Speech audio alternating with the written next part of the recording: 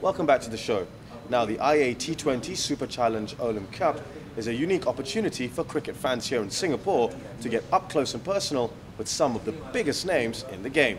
I had a chance to find out more from Murali Pani, Chairman Board of Games at IA, at his JTJB office. They also happen to be the legal advisors for the tournament. I think it started, the credit for this idea goes to Mr. Eddie Raj, the previous past president of IA. I think he came up with the idea of a T20 tournament. And then the next component to that was Mr. Jayachandran from Olam International, who was keen to support the event. And then we had 4 team owners who were quite enthusiastic. And so all that together, that was the genesis of it. Of course, all this support, enthusiasm, and idea had to be given some concrete shape, which is what was done by the IA organizing committee, and that led to the first tournament in 2010. Well, last year in 2010, in your first edition, you had Sanat Jayasuriya and Upul Taranga. Both of them played in one team. And this year, Indian Association, they're going to supply 4-star players. Now, how did that come about?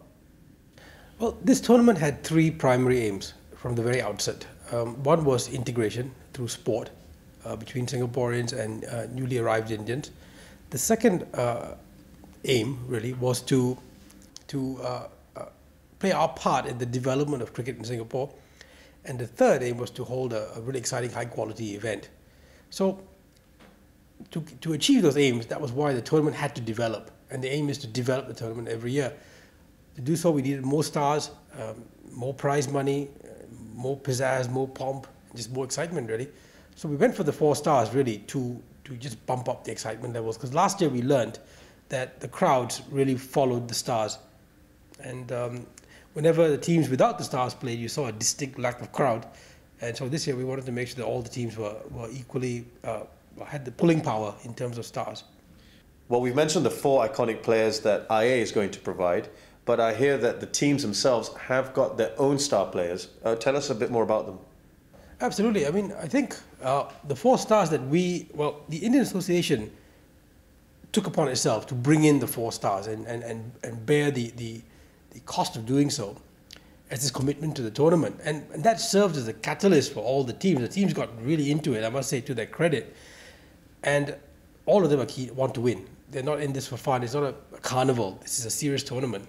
And they've taken it so seriously that they themselves have gone out to try and improve their side. They've brought in top players like Russell Arnold, a former Sri Lankan test player, Alok Kapale, I think, who is a Bangladeshi international and making names in the cricket world, Imran Farhat, another up-and-comer, and Luke Pommersbach. So those are just some of the names that I know. And I mean, the teams are at the moment still playing things quite close to the chest, so I think all will be revealed very shortly. We'll hear more from Murali later on in the show. Now to the Indoor Cricket League, which, despite coming towards the finishing line, did take a week's break recently. There were 2 matches in action, so let's have a look at what happened. So in the first match, it was Comworks versus Octopus. It was a much closer game than has been previously seen in matches involving Comworks. Octopus scored just 86 and lost 11 wickets in the process. Their top scorer was Monish Sherwani with 30 runs. In reply, it was 69 for 6. Glenn Myers, Singapore international, scoring 18 runs. This was a really close game in the end by Comworks standards, Octopus winning by 17 runs. In the other match of the night, it was an all-Bedok Kings encounter, BK1 versus BK2. BK1 managed just 45, losing 12 wickets. Stephen was their top scorer with 23 runs, and both him and Anil Scott had a top partnership of 33. The best bowler for BK2 was Mani Padmanabhan, taking a fifer, and it cost only minus 15 runs.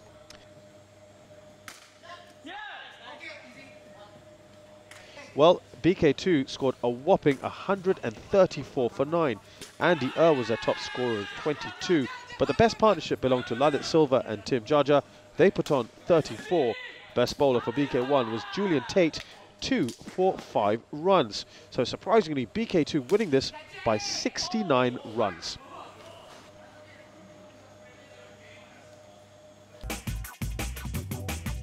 Well, let's have a look at the table now.